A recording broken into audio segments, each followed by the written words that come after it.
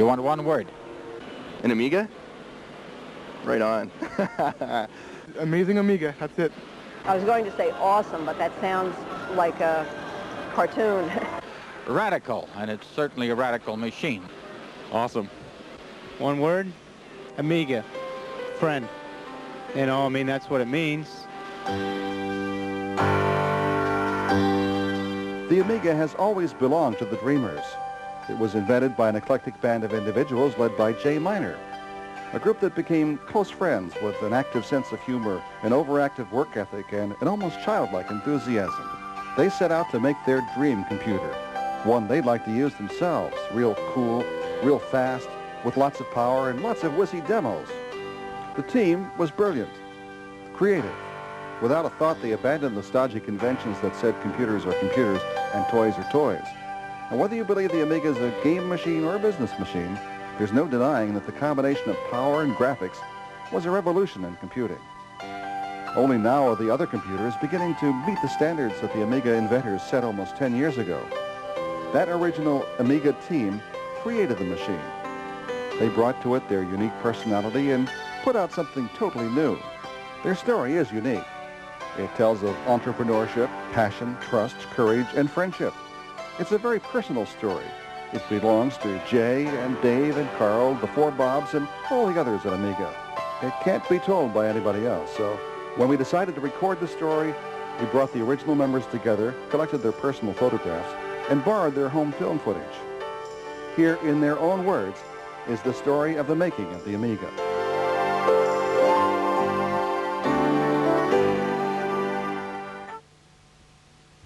Well, it was in 1982. A friend of mine that I used to work with at Atari came to me and said, "Hey Jay, let's start a new company. I'm tired of this one." And I said, "Well, fine." I said, "I'll do the chips for it, and I'll be the vice president if I can do the chips my way." My original vision of the machine was as a low-cost entry into the computer field via the video game area. Video games at that time were really hot, and all our investors wanted was a video game. But I wanted something that could be expanded into a real computer. We got a vice president out from back east called Dave Morse, a president rather, called Dave Morse, who was vice president of Tonka Toys, came out to be our president, and started a little company over on Scott Boulevard in Santa Clara called Hi Toro. And Hi Toro later got its name changed to Amiga Corporation. Hi Toro. Hi Toro, which is interesting. Hi meaning big, great, grand. Toro meaning bull. First thing I thought of when I saw that name was lawnmowers. And so I think that when they talked to other people about it, they got the same impression too, that it was a lawnmower company. So they changed it. And Amiga Corporation was what it was when I joined. And Amiga was, they chose the name Amiga because they were looking for something that meant friend or friendly. But in Silicon Valley, there is an extremely high concentration of computer companies, and there's a lot of spying that goes on all the time, and people trying to take ideas from other people and trying to outdo one another. And so it's really important to conceal what you're doing and to, at least to not broadcast around the things that you're working on, especially with the project that we're working on, with the ideas that we had. We thought that we had a gold mine in our hands and that we were going to be able to do something really major with this idea. So we had to hide it as much as we could for as long as we could. And so they set the company up to the real world to look as if it was Hi Toro and then Amiga Computer, a company that made game peripherals. And the industry said, "What's that new company over there on Scott Avenue?" And they went and they looked with their binoculars in the window and they saw, "Oh, joysticks, no problem, okay." When I first interviewed at Amiga, it was very interesting. I was there to do a game machine. I got hired to work on, the next greatest game machine is going to be the greatest thing. And I'm talking with everyone, and I interviewed with everyone, and I talked with the hardware guys, and I talked with them, and talking with Dave Morse, and he's giving me the spiel, you know, oh, the next greatest machine, and oh, it's going to be wonderful, take the game industry by storm.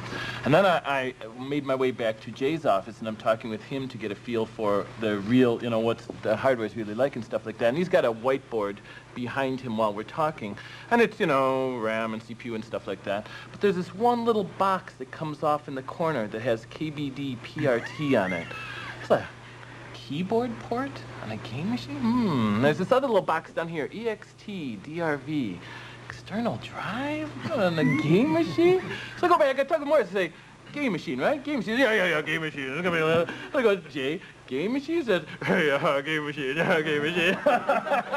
I was the first software guy that Bob Pariseau hired, and when I was hired as manager of entertainment software because I'd worked in the video game business.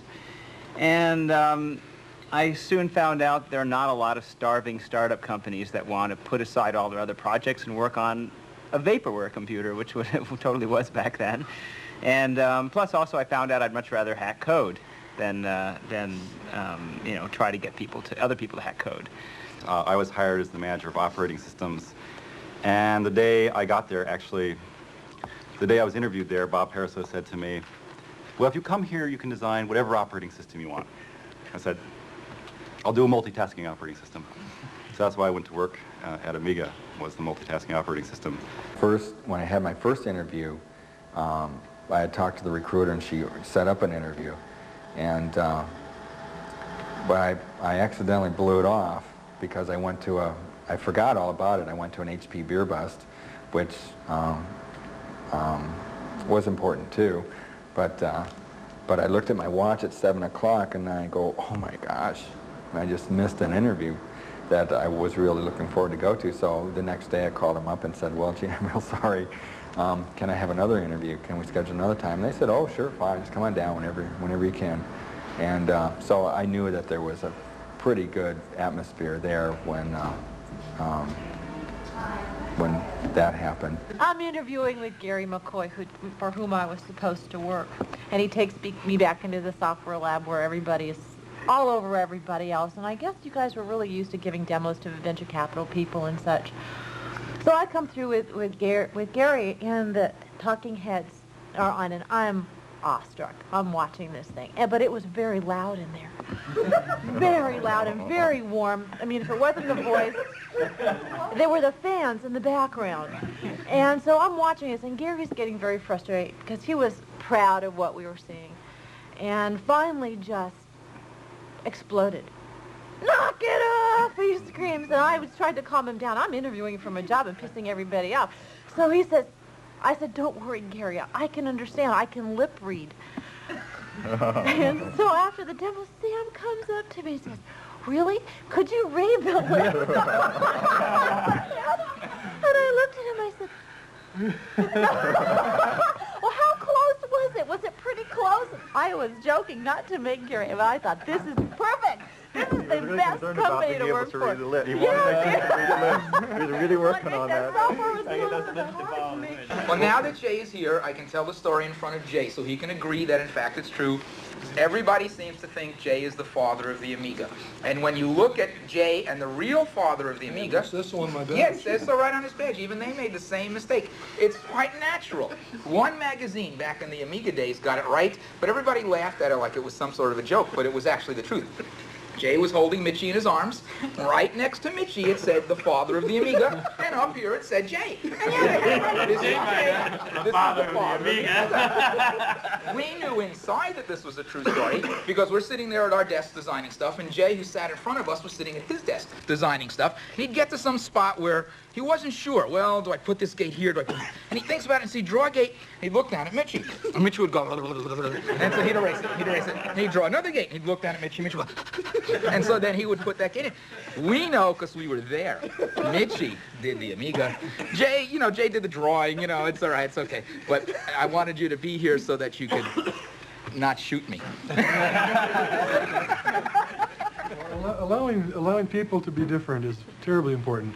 This guy would come to work and these huge, fuzzy bathroom slippers. Or bare feet. Michael Plotnick would come to work in purple sweatpants. We could go on and on and on this way. I came to work with my dog, you know. And everybody had something that they wanted to do. And who cares, as long as you get the work done.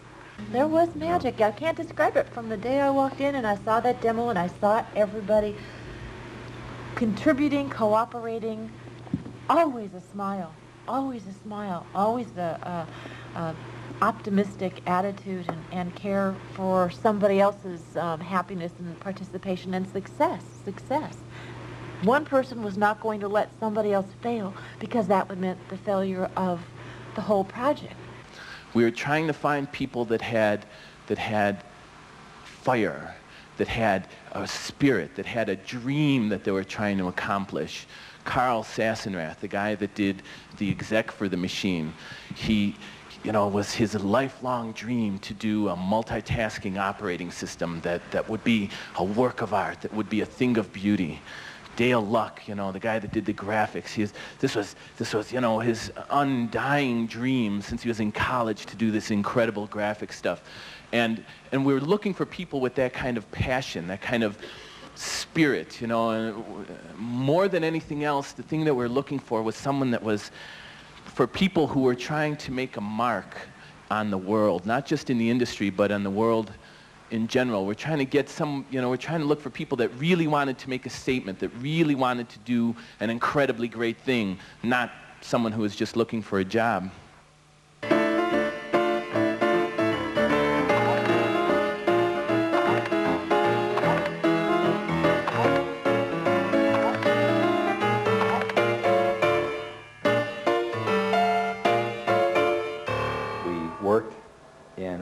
The software cave, which was a room about, I'd say about 30 feet by 15 feet or 20 feet. I started about in August of '83. There was no hardware still. There was just some drawings on a whiteboard. Most of the hardware in terms of the Blitter, the Agnes chip, the Porsche chip, and the Daphne chip had already been designed. Now those Daphne and Porsche you probably may not have heard of, but those were earlier versions of the Denise and Paula chip. We had the board all laid out and everything, and all the architecture based on 512K RAM. Commodore came around and said, "Can't you make a 256K RAM? 512K RAM is so expensive today." I said, "Look, RAM is going to come down." No. I said, "Well, it can't be done. I'm sorry." So I just went off. I went off. I come back a week later, find out, guess who told him how to do it? Guess who actually did it for him, made 256K. You know that plug-in on the front? Here's the culprit right here. I've never forgiven him for that. PC came out at 16. Okay, the original PCs were coming out at 16K. And I had a PC at home, and so I was praying, Jay, make it 64K at least. Please, 64K at least. 512K from the start in terms of socket capability. Okay? Now, you don't have to plug all those chips in if you want to make it cheaper. But at least you got the holes there that the guy can plug them into later. And the architecture with that as a basis for the software. You follow me? But no, the cost of those sockets were about 3 cents a piece. And that was too expensive for Commodore and other people. I owned an IBM PC at home, and I programmed on the IBM PC. And when I crashed my IBM PC, the screen went dark, and it would reboot sometimes, or you'd have to turn it off, actually, and turn it back on. And about that same time, the Macintosh, was coming out, and they had this little bomb. You know, I'd heard about their little bomb that came up on the screen. I thought, that's kind of interesting, coming up with some sort of indication that your software failed, that your machine failed. And I sat down and I thought about it, and I thought, you're going to have a sense of humor.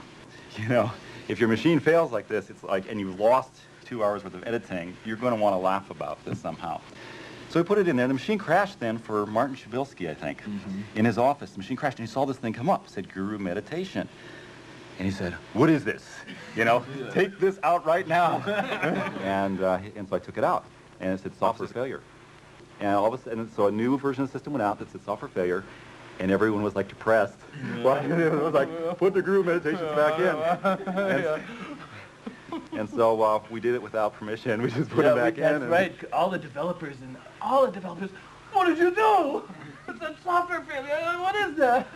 So yeah, we just put it back. We didn't ask. We just did it. I can remember one of the first the large users group meetings I went to, where people would go up there and they'd show their programs, their software that they wrote in front of the group. And of course, whenever it would crash, the guru meditation would come up and everyone would be chanting, guru, guru, guru.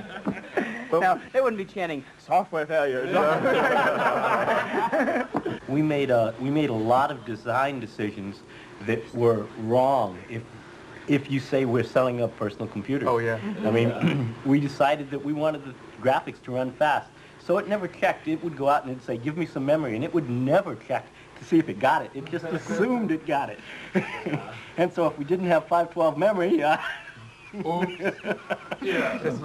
we'd end crashing. You get a guru meditation error. And, on retrospect, those were mistakes. If we were, building a personal computer, we'd be sure to not do that now. Like the original color scheme of the Amiga, there are a lot of people that don't like the white with the blue background. We sat there with TVs to try and figure out what colors on NTSC wouldn't just bleed horribly as you made the transition from the foreground color to the background color. And it turns out those colors work great. Well, I had 3 monitors on my desk so I could check everything. I had the Sony we used because it had crisp graphics. I had a TV so that we'd see how badly it blurred. And I had that IBM 2-color thing just so we could see how badly it looked in 2 colors. Do you remember some of the cheesy TVs we had? Yeah. Joe Schlag TV Company. We went out and literally, we needed to test how the video would look on television, so we went out and we bought 10 televisions. And we went into this video store, I think it was the Good Guys or somebody, and we said, we want your worst TV. And the guy sort of looks at us and he says, well, okay, these guys don't really want the worst TV. And they say, we've got this great TV on sale. It's $279. And we say, no, you don't understand. I don't want a good TV on sale. I want the worst TV set you got in the store. And he sort of looks at us and says, well, this one's $375, and it's terrible. Great, we'll take it. Yeah. Wait, I should tell a Rob story. Rob Peck was my roommate, and this was a guy. He had an excellent talent. Rob Peck's talent was he could go into an engineer, get 5 minutes of explanation, and write a technical manual that was good. He took so much abuse from us during those so much abuse. Get out of my office right now. I remember when you were writing Graphicraft and Rob and we were putting together the manual, but the program hasn't been written yet. And then I had to turn around and make the program look exactly like those pictures. A third-party vendor was doing this painting program they were going to call Graphicraft, and it was coming out pretty bad. And the only reasonable solution was to get someone who was going to be able to do it right. But you couldn't go find another company. You couldn't get, and there was all kinds of things got in the way with getting the job done. So Archie just did it. He went into his room and he did it. It was after 3 weeks of writing Intuition. He closed the door opened once. I remember. The door opened once. The door closed. And all those chicken bones and he came out. Yeah. And it came out. He came into my office. He said, "How do message ports work?" So we went into a conference room. I explained message ports. He went back to his room. He closed the door. And like a week and a half later, he opened the door, and Intuition was done. And then there was Graphicraft, and it was like the next week it was Graphicraft. Closed the door, and then 3 weeks later, he opened the door, and Graphicraft was running, and you could use it.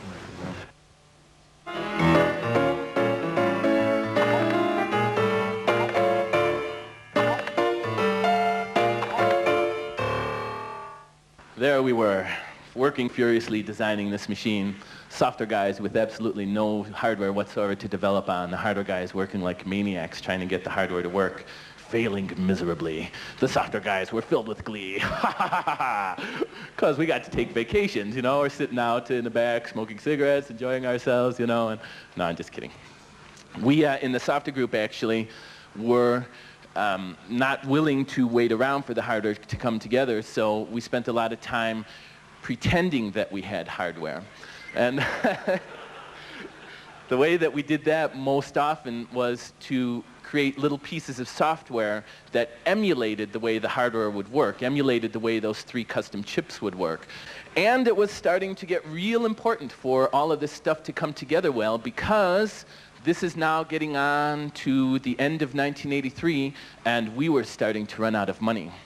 It was starting to get pretty tight with money, and it became really apparent to us that we had to make a major showing of the stuff that we had done so far at the January CES show. 2 weeks before CES, we're getting ready to bring it in. Dale has worked out this stuff for line draw. There's no line draw in the hardware. And the other guys in the software guys saying, come on, Dave, you can do it. Put line draw in the hardware. What are you, nuts? There's 2 weeks before. These things break every time we breathe. You can't turn lights on and off. Some wire falls off the pin.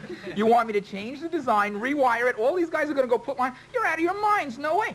Bob Pariseau comes in and says, yeah, Dave, we have to have it, and jokingly grabs my arm.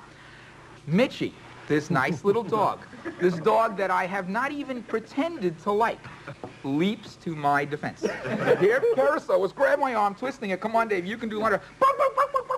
Mitchie jumps up, attacks poor Pariseau. What could I do? I did line draw. I had no choice. Mitchie came and saved me from a fate worse than death. And yep, so we did it. We squeezed and we ran and we screamed. And hours before CES in the middle of the night, you and Dale are in there writing code and stuff. And they were sitting in Chicago working under the bench. So the hardware first came together about 9-10 days before the show. And the hardware guy said, here you go. Okay. So here's what they delivered to us. Most of you probably know that inside the Amiga are 3 high-performance chips. And the first pass at designing the hardware for the chips was, of course, not to actually do the chips, but to create something in hardware that performed like the chips would perform one day. This is actually an illustration of the Agnes chip. This is the real one, by the way. This is the one that we first had, the first one that came together. And I think there's eight breadboards on there. And each one of those boards had about 250 chips. So, you know, times 8, lots of chips. Unfortunately, lots of things can go wrong with lots of chips. And there were 3 of these, one for each of the chips. There was also a 4th one that was the breadboard itself. The whole machine also, by the way, was called Lorraine. Lorraine was our code name for what we were working on. Lorraine was the name of the president's wife, too. And at first, she was honored to have the machine named after her. She came in during those 9 days between when we got the hardware and CES, and she heard the things we were saying about Lorraine. Then she wasn't quite so honored. All the while that we were working, we had hardware guys that were constantly on call. Here, for instance, is a picture of one of them. They were there the entire time that we were there. There was always some hardware guys there. The software guys came and went. Dale Luck and I, in particular, worked there almost the entire time. Those entire 9 days, we worked nonstop trying to get stuff done. A lot of my work depended on the things that Dale was doing, and so I was constantly badgering him. And he was, okay, I'm working real fast, I am. Here's a picture of Dale working real fast. What Dale was doing was he carried around his pillow with him the entire time that he was working there. And the computers that we're using at the time had a program on it that we wrote called Beep. You type in Beep and it would beep. And it had a type ahead buffer, so you could type in an instruction and have the computer go ahead and do that instruction, which would take a while. And you'd also be able to type in beep long before it would actually be executed. So what we used to do, and Dale was an expert at this, he would carry his pillow with him at all times. He'd type in the compile instruction, type in beep, and go to sleep. 5 minutes later, beep, he said, oh yeah, back to work. Back to work.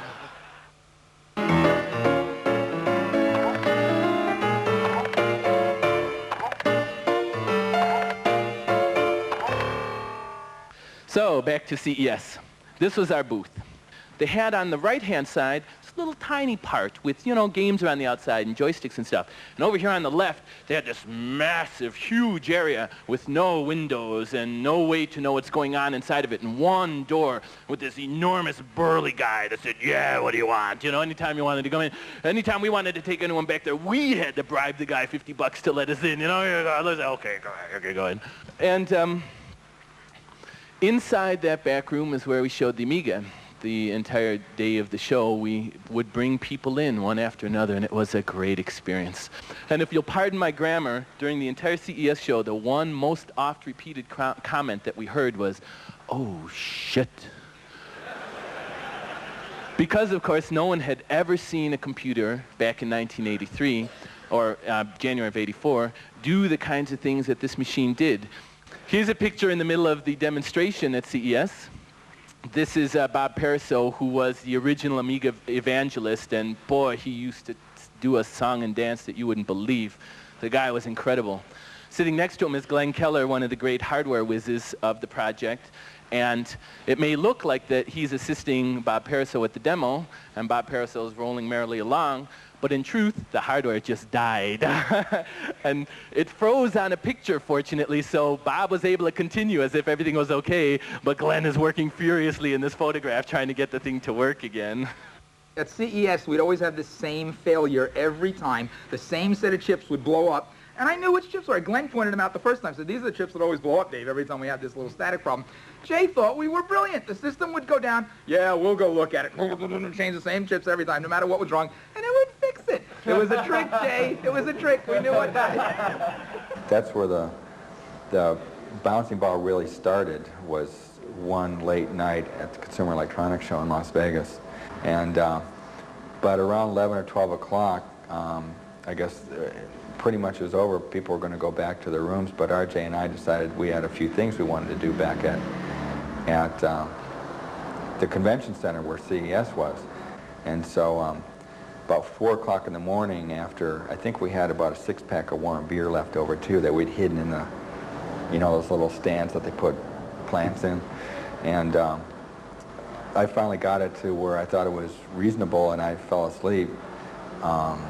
And about 8 o'clock in the morning, we got woke up by the guys coming back in to the booth, and they're like, their mouths were dropping, and they're going to go out and bring all the potential customers back in and say, look what this can do now. Later on, we finally did. We added some stuff that were desperately needed for the next CES show, and we added the horizontal so that it would bounce left to right besides just up and down. And one thing that it desperately needed was the sound. I envisioned something that was like boom, boom, like something really big and ominous, and it was going to blow your socks off. And so we searched around to get just that right sound, and we finally, after a lot of experimentation, we got Bob Pariseau took one of these foam bats, and we had 2 of them that we used to work out disagreements, and was starting to hit different things. And then Sam would record the sound on his Apple II, and then he would massage the data so we could play it on the Amiga. And we finally came up with a perfect sound, which was Bob hitting an aluminum garage door, you know, one of those garage doors that goes up and down, and Sam on the other side with his microphone digitizing the sound that was reverberating through the garage. And so that's how the bouncing ball, the bong sound was developed. And it was a great show. It was a moment of great success. You know, everyone who saw it was awestruck by the thing. A lot of the software developers agreed to get behind it. Some hardware people said, you know, it's interesting. We want to know more so we can start to design hardware for it. And we were ecstatic. We were in heaven.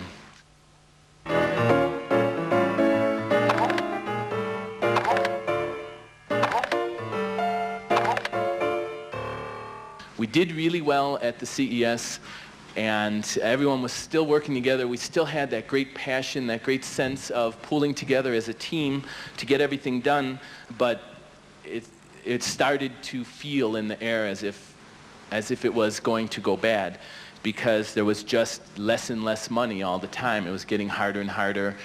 You know, we knew the kind of debts we had run up with our creditors and the fact that we weren't paying them. They never missed a payroll. Didn't that have a lot to do with the prayer meeting? Had a bit to do with me mortgaging my house, too. Yeah, Jay did a lot of interesting personal sacrifice. There was a stock thing that you did that you changed stuff on, and you dragged money in from the house. Yeah, it was. I was lucky enough to be sitting 5 feet away from Jay while he was doing, you know, while we were doing stuff. Of course, the dog was there, but then after line draw, the dog was okay. But yeah, poor Jay on the phone. Well, okay, did I get a 1/4%? You know, and it was, yeah, it was a tough time, Jay. Thanks. No. Well, I wouldn't have normally done that for a company, except it was my company, and I knew the product was, you know, I knew the product was solid concept. And we were so far ahead of everybody else at that time in terms of a really usable computer. So then came Atari. And Atari said that they would make a deal to buy the company from us. And they, you know, they knew that we were real tight for cash, so they made a deal with us where they would advance us $500,000 to make our immediate payments.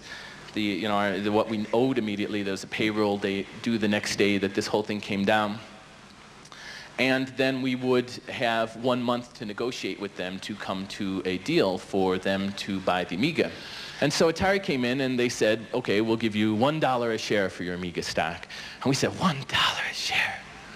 God, in our wildest dreams, we had thought $50 a share, you know, $75 a share. We're going to be rich. It's going to be great. God. $1 a share was ridiculously low. So Dave Morse said, you know, $1 a share is ridiculously low.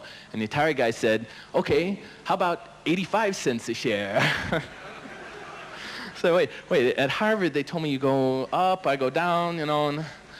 And the truth was that Atari knew the condition that we were in, and Atari was not interested in buying us.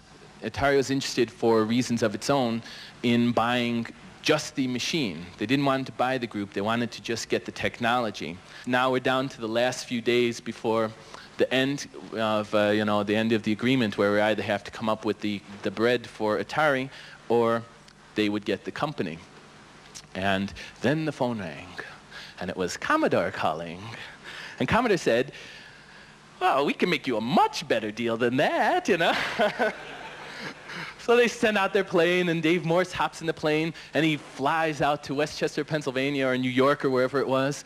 And what follows then are 3.5 days of intense negotiations, where, you know, they're hammering out one detail after another. What's going to happen? Dave's interested in the people. Oh, this and that and the other thing. And they go back and forth, and they're trying to get everything worked out so that, you know, the deals are just right. And, you know, you don't cut a deal like this in 3 days without working well into the night. And here it is, the last night, and these guys, 3 o'clock in the morning, and they're like, what are we going to do? And they're dancing, you know, to keep themselves awake. Keep going here. And it's the last minute, and there's the jets out in the parking lot with its, you know, revved up against its brakes, and, you know, everyone's around the table, and they say to Morris, they say, $4. $4 a share. That's our final offer. You're out of time. You can either accept it or, you know, not, and go with Atari.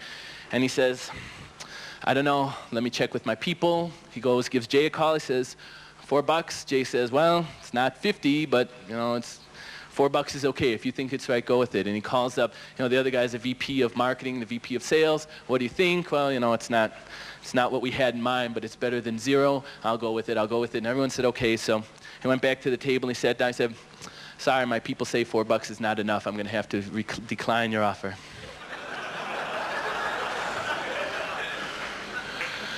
They said, well, how about for $0.25? He said, okay.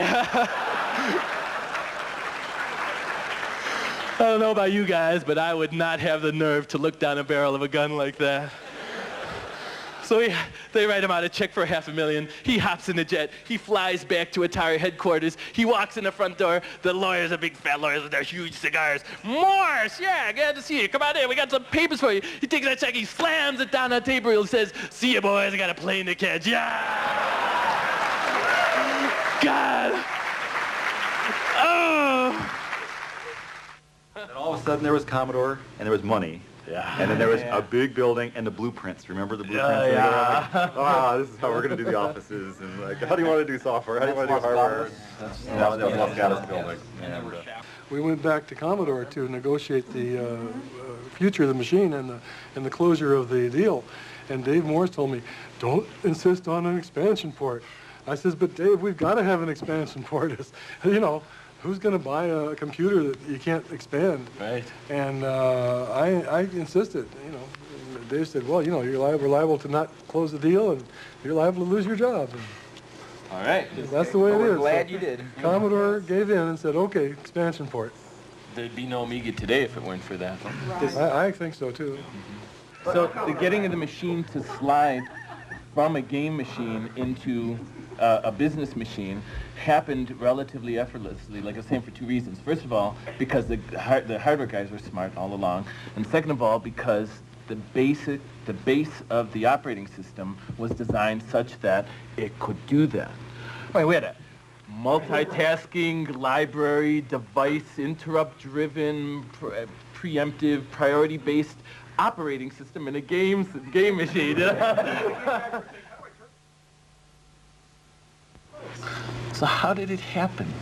I mean, where did that come from? I mean, I know where it came from for me. I joined the company because it was a dream that I wanted to chase. Was that same, you know, with everyone in general, or? Yeah, I think so. To say that it was just a family atmosphere doesn't really say it, but I think that there was, I was thinking, working late at night, working on a CES, and it wasn't, we've got to get this done or the company's going to fail. It was like, of course we've got to get this done. This is it's our collective effort. This was, I don't know how to describe it, but there was camaraderie, family. It doesn't really describe it, but there was people. It was kind of like all the cousins, all the brothers and sisters and cousins were in this office in this room together. We're all working because there weren't people beating us. There weren't stockholders. It was just, we've got to get this thing done, and we've got to do what we have to do to make it happen. there was the dream of the machine, and there was the dream of the company. And the dream of the company was, when we went to work there, we were offered stock of the company.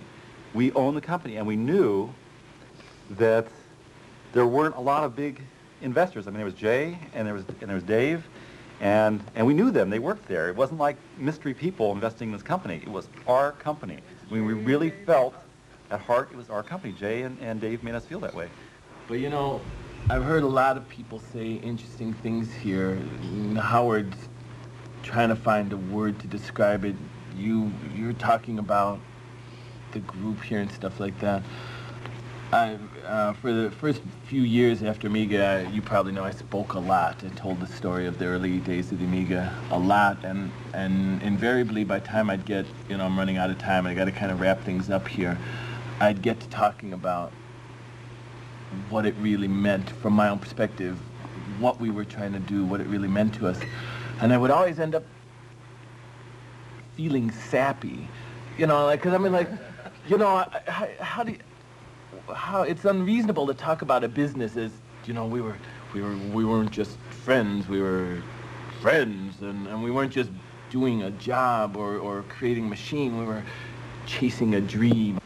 The most important thing I learned of all of this was, you know, when I'm just this kid from the south side of Chicago, you know, and I got involved in this whole thing, but I'm still just this guy. And the truth of the matter is that anyone could do this. I proved that finally to myself, that I could go off and follow a dream and have it come true for me. And you could too.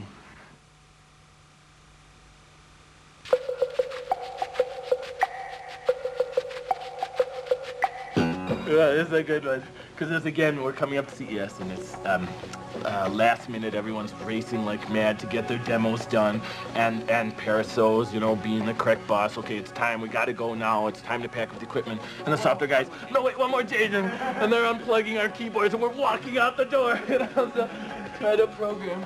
And they left us like an hour and a half before the flight, and you know, we're all looking at each other with these big blurry eyes. Well, what do we do now? I don't know. Well, maybe we ought to go home and pack. Oh, yeah, good idea. So I went home to pack, and I'm going to get, you know, I figure just throw some clean clothes in a bag and fold it up. It'll take me an hour or something. And I get home, and there's no clean clothes anywhere in the place. There's just this lumps of stuff. Well, okay, I'll just pack it like this. I'll wash it in Vegas. Okay, that's fine. And okay. Now I got a half hour to kill before I'm supposed to go to the airport. And I'm looking around. I look at the bed. I say, man, I'm so exhausted. Just a little rest. I won't fall asleep. Just a little rest. So my whole body said, yeah, that's a good idea. But the brain said, no, don't do it. So I didn't do it. I went into my kitchen and I found the stiffest upright back chair to sit in so that I wouldn't fall asleep. And it was only the fact that I started to asphyxiate that I woke up. I woke up, I was already late for the plane. And this is the whole Amiga crew, all of us going to big CES, you know, the company's hinging on this. And I'm late for this damn plane. And the plane was already supposed to have taken off by the time I left my house. And I lived like 15 minutes from the airport. And due to distortions in Einsteinian time-space continuum, I drove so fast that I got there before I left my home.